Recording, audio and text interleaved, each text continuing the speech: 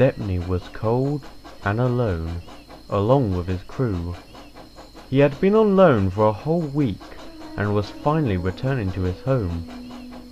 He was told he could make it there through the night, which he saw no problem in. He had had several nighttime runs, and in some ways preferred them to the daytime ones.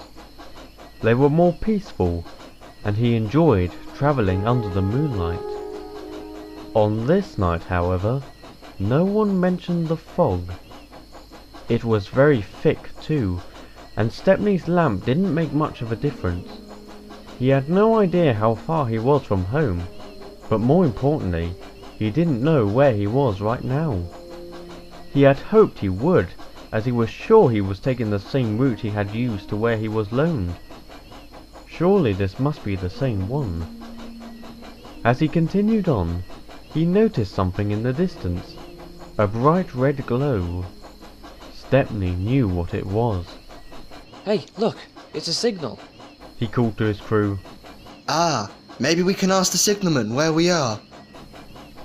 The driver put on the brakes, and the little engine came to a gentle stop, next to the signal. Once they were close enough, they could also make out the signal box. The signalman spotted them too, and walked towards the door.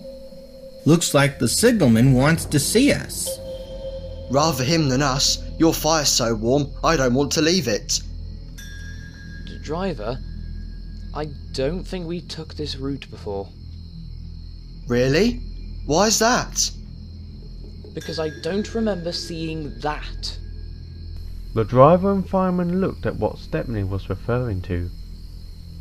There was a set of buildings that looked as if they hadn't been touched for decades. They could also see several sidings that had rusty, overgrown track, and among all of this was a lonely single-row shed that, much like the other buildings, had seen better days. Stepney wasn't sure if he was scared or intrigued. What is this place? He turned back to the signalman that had just stopped in front of them. Evening, you lot. Haven't exactly picked the best night for a run, have you? No one told us about the fog. I thought it would be a clear night. Well, that's the weather for you. The bastards will say you're going to get a lovely day, but it ends up being miserable. Anyway, where are you heading? Brighton. Brighton? Then why are you taking this route? It's the longest one there. Well, that's the thing. We don't really recognise this route. We didn't take it before. How far is Brighton from here? Honestly, I don't know the exact distance. Regardless, I don't recommend reaching it tonight, lads. This fog's getting worse by every minute, and it isn't safe. Stepney groaned. This was the last thing he wanted to hear. But where can we stay? I don't want to stay out here. It's dark and miserable. Well, you can stay in that shed over there by the mines. It's not pretty, but it'll have to do. Oh, so that's what that place is. No idea how long it's been there. I took control of this box 8 years ago. The signalman paused.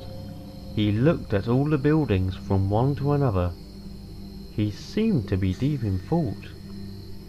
I've heard stories about this place, when it was being operated and some of its incidents. What kind of stories? Well, let's just say some of them are rather unpleasant. I always hear noises from there too, as if there's still people in the mines. But I know that's impossible. All the mines have collapsed.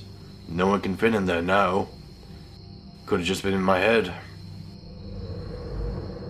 He then turned to the crew in the cab. As for you two, you're welcome to stay in the box as long as you don't create any distractions.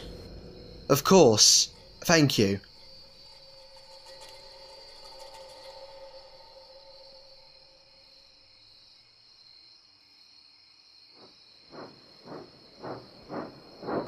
Stepney slowly backed down into the shed. The wooden walls were all rotten and dirty, and there were holes in the roof. However, he realised it was either the shed or staying on a siding in the cold temperature and mist. But that wasn't the only thing on Stepney's mind. What do you think that signalman was talking about? The crew had put out his fire, and they walked round to the front of him. Not sure.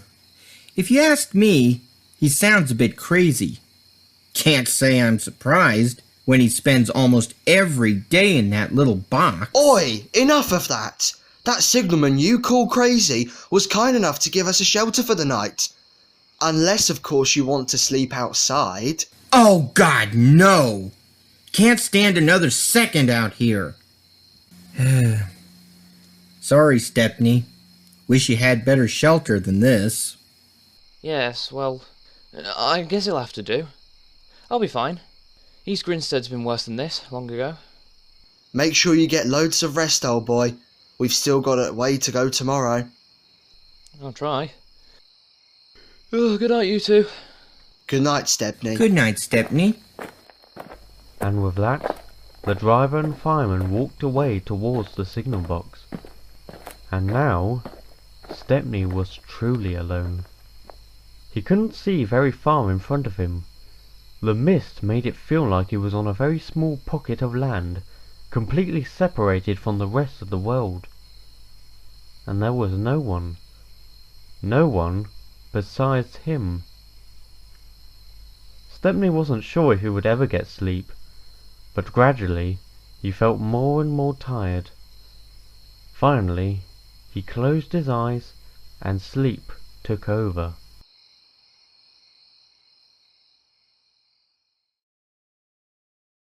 Hello?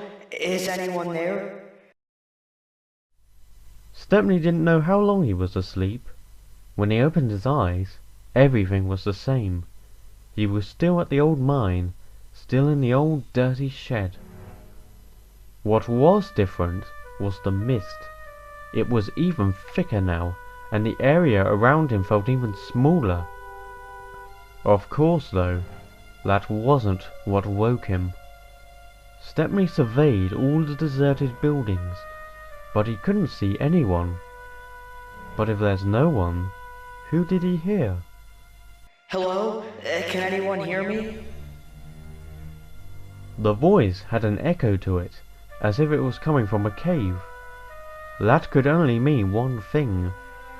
Stepney looked towards the mine entrances that he could just make out through the blanket of fog. Wait, someone is in there. Help! Someone please help!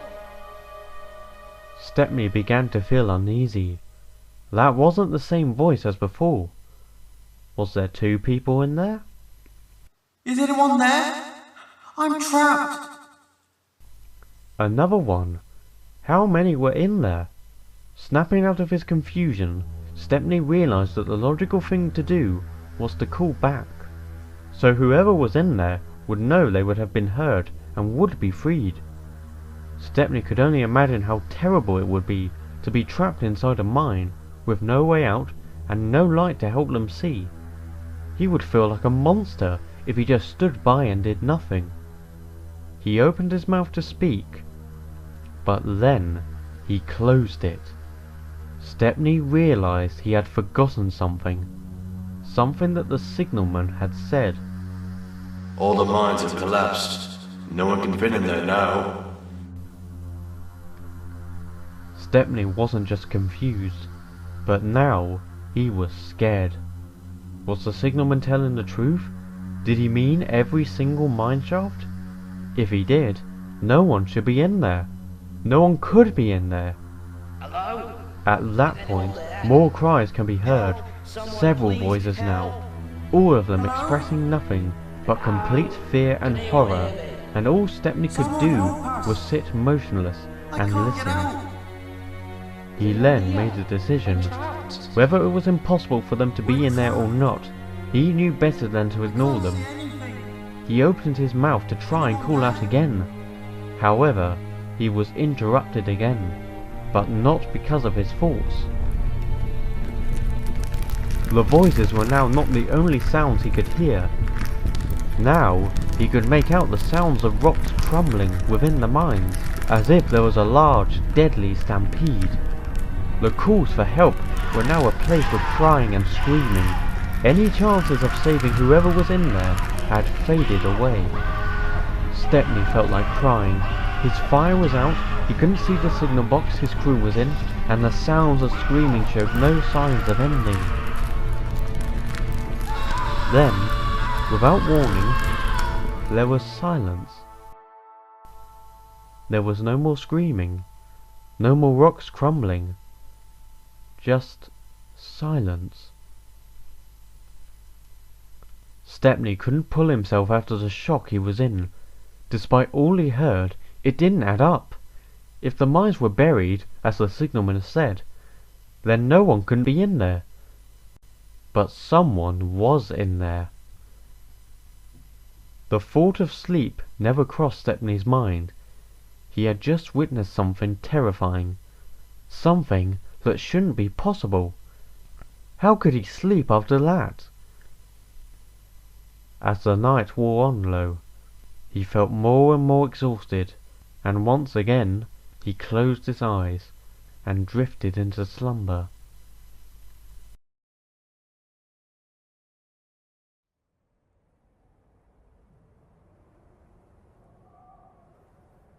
When Stepney opened his eyes, it was daytime and the fog had lifted.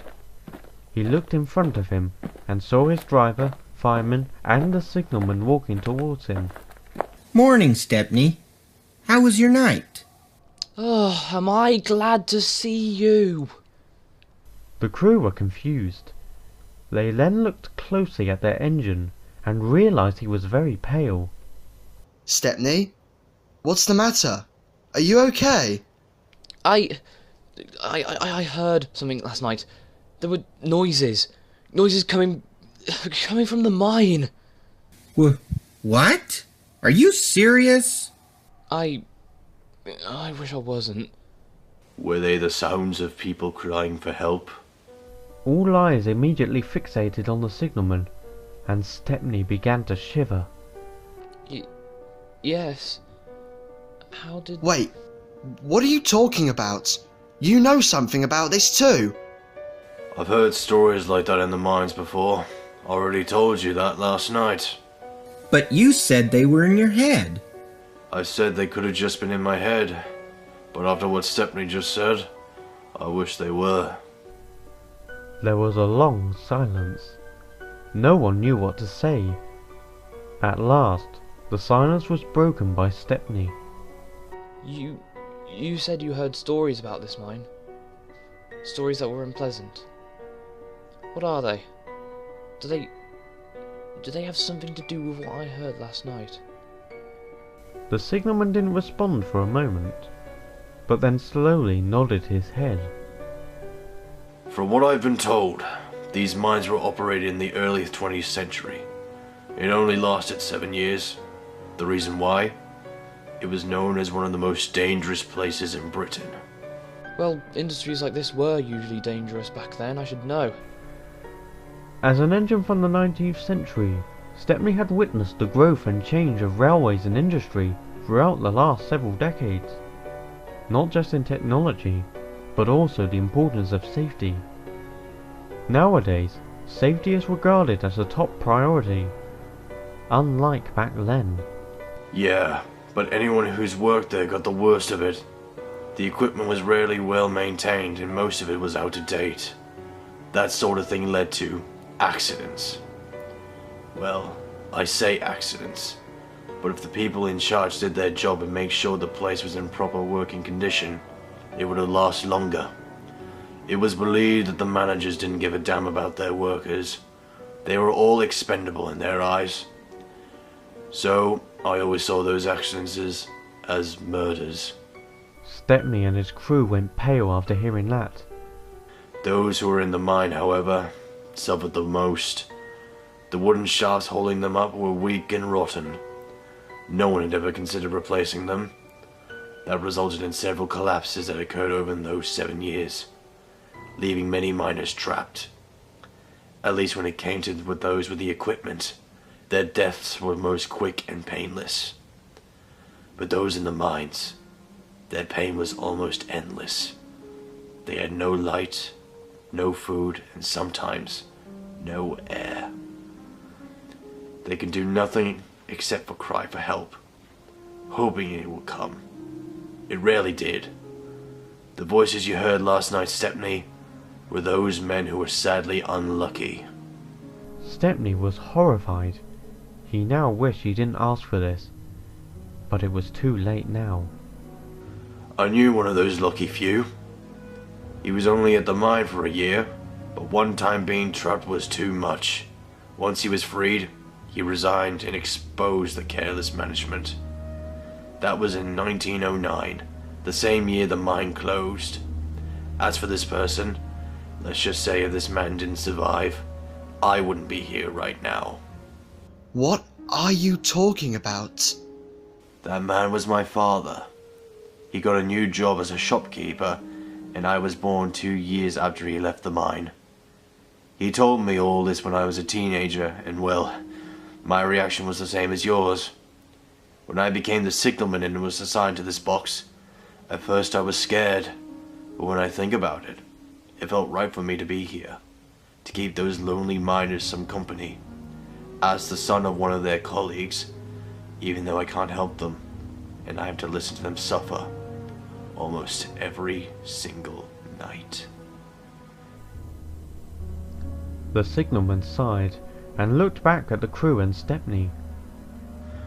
I called ahead, and there aren't any trains scheduled to come down this route, so you have a clear path.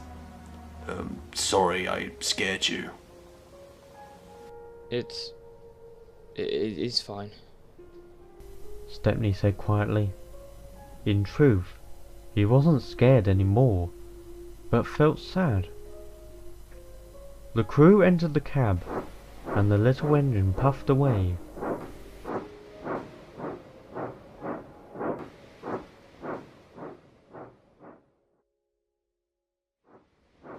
It was early in the afternoon when Stepney finally returned to Brighton. Several engines passed him, whistling hello. He whistled back, but his peeps were short and quiet. The shed was mostly empty, save for a few engines. Without saying a word, Stepney went to the very back of the shed. He saw no point in telling them about what had happened. He was sure they wouldn't believe it and laugh at him. That was the last thing he needed. He closed his eyes, and this time, nothing horrifying disturbed him.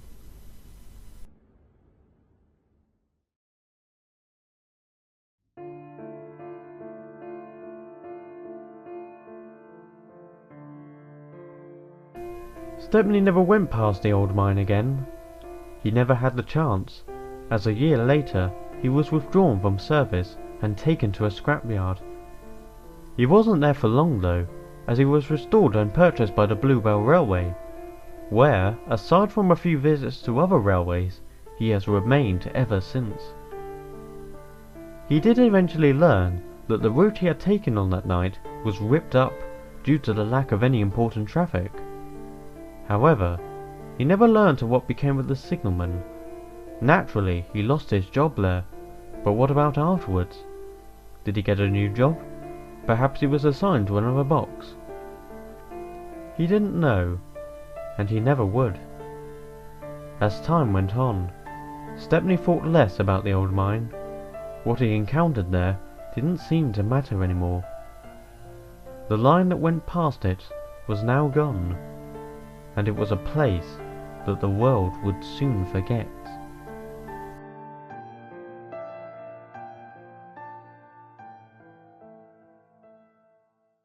Sometimes though, when he's asleep, Stepney is sure he can hear voices. Voices of the miners, calling and crying for help that they will never get.